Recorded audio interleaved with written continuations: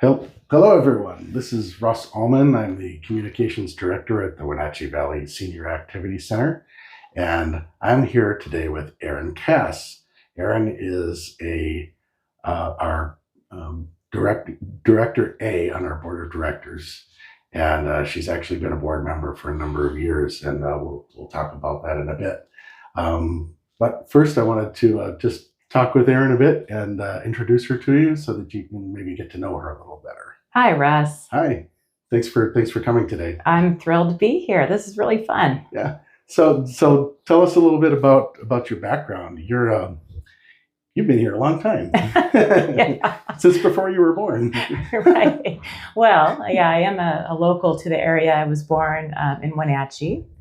I won't say what year, but my family extends out to the Waterville area, so we've always mostly lived in North Central Washington. But I graduated from Eastmont High School and just moved around a bit, went to college, full circle, came back to raise our kids here because it's a pretty great place to be.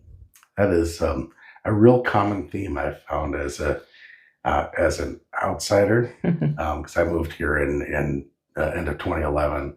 And it's one of the patterns that I've noticed is a lot of young people they can't wait to leave. Yeah. Oh, yeah. And then they go do their thing for about 10, 15 years. And then when they're ready to settle down and have a family, they come in their late 20s, early 30s, they come back. Well, I hope so, because we have two boys. My husband, we've been married for 27 years. He was a Wenatchee grad. We won't hold that against him, but crosstown rival. So that was a true battle of the bridge there. True battle of the bridge, right? Right.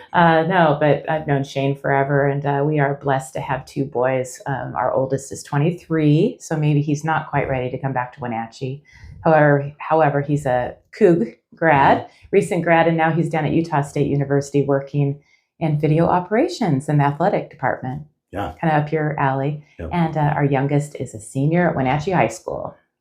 Go Panthers. So you're going to be an empty nester soon. Yeah. Yeah. How are you feeling about that? I'm just hoping our boys make I always say, let our kids take risk, give them, every opportunity we can within reason.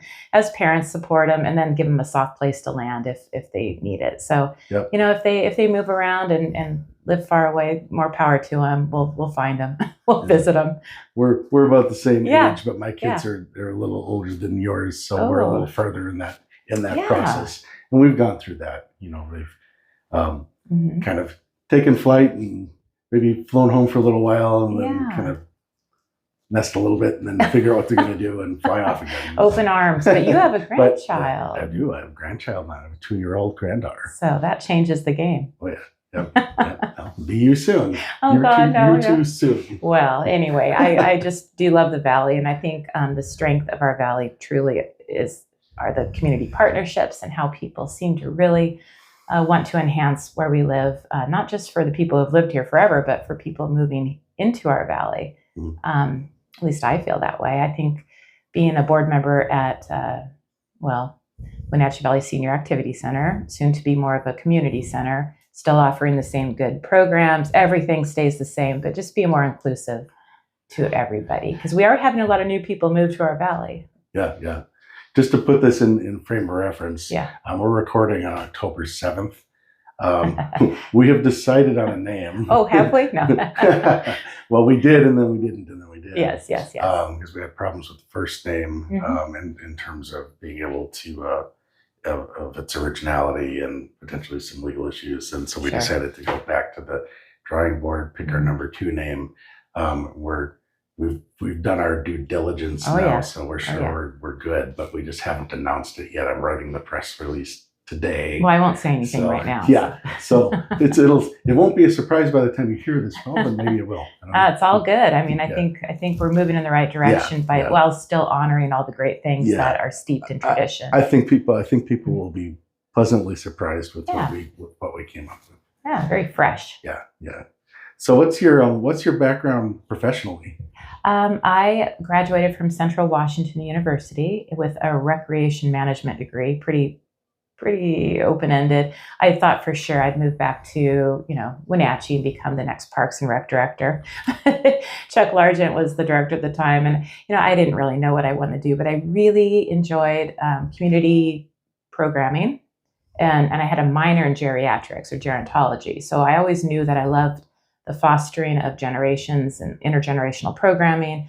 I especially loved that aspect. I did an internship at Central with a program called Senior Ventures, which is very, very similar to elder hostel programs, which are nationally known or probably internationally known, where older adults commune in maybe community colleges or college settings to not only take classes, but to recreate and enjoy the communities. We usually stay in dorms. So Senior Ventures was very similar. Seniors from all over the country, mostly from like Connecticut and New York. They thought Ellensburg was they couldn't understand all the land space and the farming country, but they really enjoyed staying in the dorms. They took college classes, and then we took them around on different field trips to get to know the area. But I've always loved seeing generations come together. And I was very close to my family growing up. I did spend a lot of time in Waterville on the plateau, sitting around the dinner table, listening to my mom and my grandma, my aunt and my great grandma. They all talk. And I just, I don't know, just something I feel very comfortable and very connected with. So, and you've continued professionally working in the senior community. Maybe you could talk a little bit about that. Yeah, well, yes. So recreation management, but I did enter into the nonprofit sector. I did AmeriCorps Vista experience back in, 1999, I believe. It was one of the first years AmeriCorps Vista had come about. I did my experience with RSVP, Retired Senior Volunteer Program, which was actually here at the Senior Activity Center in Suite B, I believe. So like full circle, came back. But that we did tutoring programs, integrating, older adult volunteers into this elementary school setting. So I fell in love with the nonprofit world. I got my first job at age 25 as the director of Wenatchee Valley Literacy Council. And I didn't know what I was doing. It was a big learning curve. But I really enjoyed, the whole fundraising and community relations, grant writing. I learned a lot. So that thusly led to my career of being a director of nonprofits for over 25 years. Oh. But I have to go back a little bit. My dad actually was their area agency on aging director in the 70s here in Wenatchee Valley, which is now Aging and Adult Care of Central Washington. So right. I guess in certain terms, I did follow in my dad's footsteps. So I did spend a lot of time at his office growing up. So maybe that spilt over on too. Rubbed off. Yeah, it sure did. Yeah. Well, that's interesting. And I think that's, it's kind of unique to have somebody that's really kind of focused in the, both in the senior community and also working in the nonprofit sector for such a long period of time. I did a few things in between. I had worked at Colonial Vista. Well, you got to eat too, right? That. Yeah, but I've worked in the corporate setting, but I really do enjoy the nonprofit sector.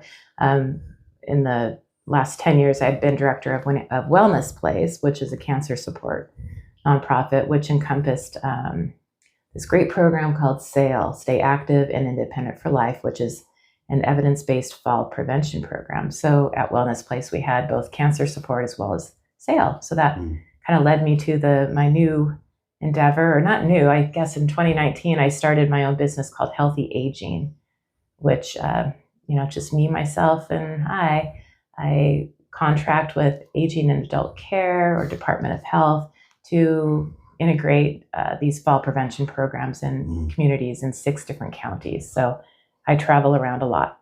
Yeah, SAIL is extremely popular here at the Senior Center. Mm-hmm. We have 5 or 6 classes a week, at least. Yeah, and they're all packed. I mean, and I know there are classes at the Y, and there are classes at I think it's the Y, and some other places around town. A lot of churches. There's probably 13 or 14 free SAIL classes in just Wenatchee the Wenatchee Valley. In our state, I'd say Central Washington leads the race with sail classes for sure. So way to go, sail instructors. They're all volunteers. It's really about keeping seniors active and independent. It teaches balance and coordination, so that seniors can prevent falls. Exactly. Primarily, right? You nailed it. Yeah. Again, it's evidence-based. So there is a training that instructors go through to become a certified trainer. But they're usually 2 to 3 days a week. Sail classes are all over, about an hour long. They're mostly focusing on dynamic and static balance, flexibility, strength training, cardio. And then they also incorporate an education piece, which encourages home safety or medication reviews, things that relate to fall prevention. Yep. So what got you interested in becoming a board member at the Senior Center? Well, Dave Tosh. Our master recruiter. Yeah. Well, I've been friends with Dave for a long time, as well as yourself. And I think Dave just caught me on a good day. No, I'm thrilled and honored to be a board member. So he talked to me back in 2019, and it was just a natural fit. I believe in what you're all doing here. The programs are varied and accessible. I believe in the food program here that offers $5 lunches for anybody who walks through our doors. Get a reservation first, but I mean, there's something for everyone here, and I really believe in the growth too. I mean, let's make it open and accessible for a lot of people. Yeah, definitely. It's definitely a unique facility. And what I was going to mention too is that without mentioning your exact age, I know what it is because we're the same age. But there's in a sense there's a turnover or transition of our board of directors that's now underway, where we still have a number of older board members, but you and Marco are two of the younger, I would Gen Xers. Yeah, Gen Xers that have come in to provide input onto the board, and it's we have, and Gen Xers have a very we are now considered seniors. Yes. I keep pinching myself to remind us that that's true, but but it's one of the things that I tell people a lot now is because there's this concern about us losing focus as a senior center as we try to reach out and become more of a community center, and that's really not the case. No. What the truth is that even though we've been branded as a senior center, we've been serving. Our youngest members are in their 30s. Our oldest members are over 100. Right. And most of them are somewhere in between there. Sure. So we have members in 3 different generations of seniors now at the Senior Center. We have the World War II generation, which is, getting pretty far along in years now. I would say the bulk of our membership is now baby boomers.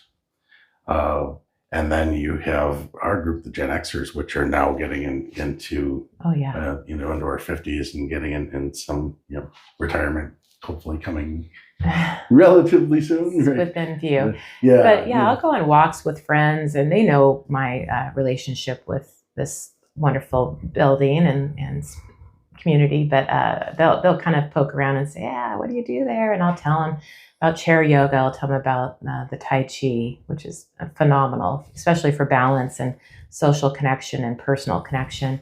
There's bingo. So I had a few friends say, hey, do you want to go to bingo? I'm like, sure. So about, 3-4 weeks ago, grabbed some friends. We came here on a Tuesday night. The place was packed, and we weren't the youngest people there. We were probably right there in the middle. So you're right. This center really fills the bill for a lot of people, and it's dip your toe in. There's a lot of varied activities here, and it'll continually go in that direction. But honoring what the existing programs are and the spirit, that will never go away. Yeah. I think. Well, one of the one thing we don't have here are beds. That's what I keep telling people. We sure don't. Because it's one of the common things we hear in the community from people that don't know what we do. Exactly. Is they make the assumption they hear the word senior, and somehow that in their mind is this picture of a nursing home, right? Which isn't even how most seniors live anyway. Right. Most seniors are either aging in place or living in senior living communities, which is not long-term care, which is what a nursing home really is. Right. And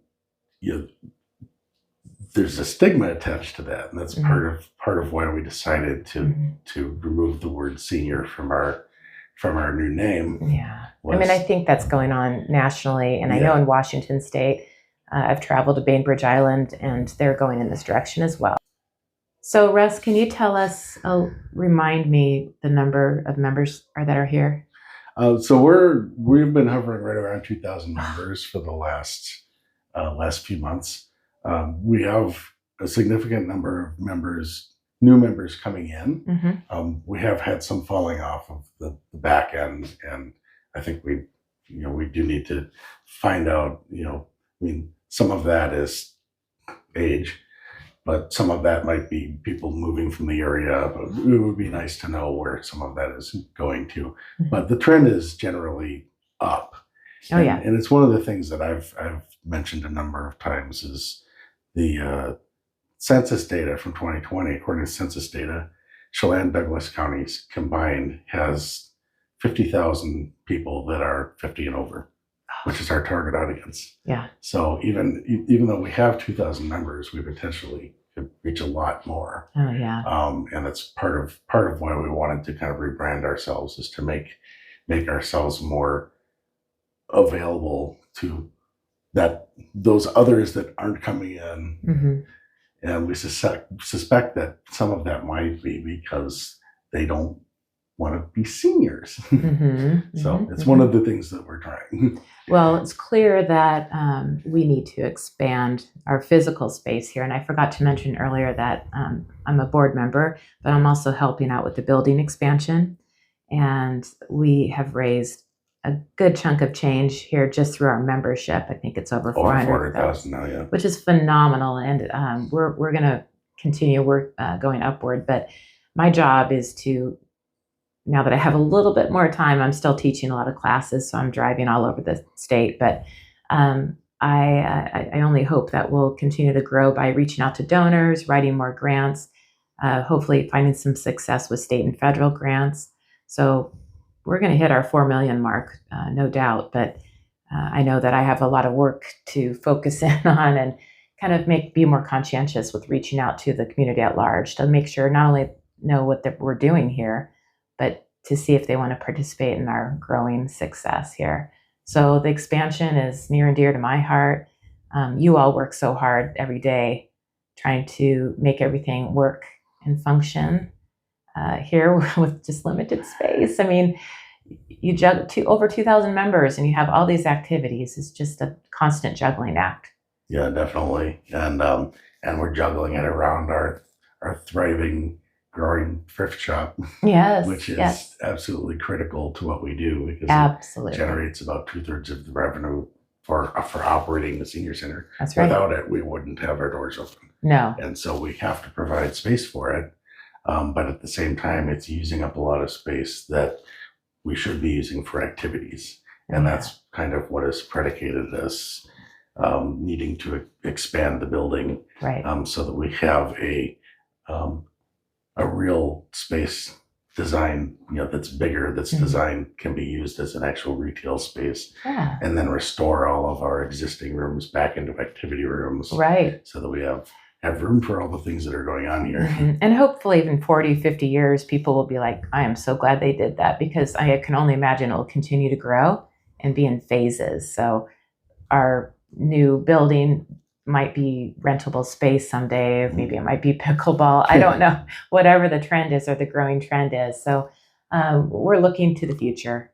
I mean, we're only here for a moment. There's future generations that will enjoy this space for many years to come. Yeah, definitely. Well, I want to thank you for coming in today and chatting with me and letting our members and our audience get to know you a little better. It's part of our goal this year is to interview most of our board members so that our members know who's representing them, because we are a nonprofit. All of our most of our right now our members over 50 are all voting members. That's something that's probably going to change in our wording as we rebrand. But basically, members will all. I think that's the goal is so that all members will be voting members, and so everybody has a say, and we want to make sure that they know who's representing them. Your voice matters, yeah. But as a board member, I just want to really let you know how much you're appreciated, as well as Lisa and Lydia and the thrift store staff and the kitchen. I mean, there's so many people that volunteers, paid staff. I mean, you all make it work so well. It's like a well-oiled machine. It is. It's a labor of love. A labor of love, yes. And if you had asked me 5 years ago if I thought I would be working as the communications director at a nonprofit, I probably would have laughed. Yeah. But you love it. But then I found something that I was passionate about. Yeah, it shows, and you're only getting the word out in much more expanded areas via. You're doing a great job. So that's probably why we have so many members. Double-edged sword, right? But no, growth is happening. People should just hang tight and know that things are happening and good things are happening, and I'm happy to be a part of it. Yeah, and we're happy to have you be a part. Thank you. Thank you for doing this interview with us today. I appreciate it. Thank you.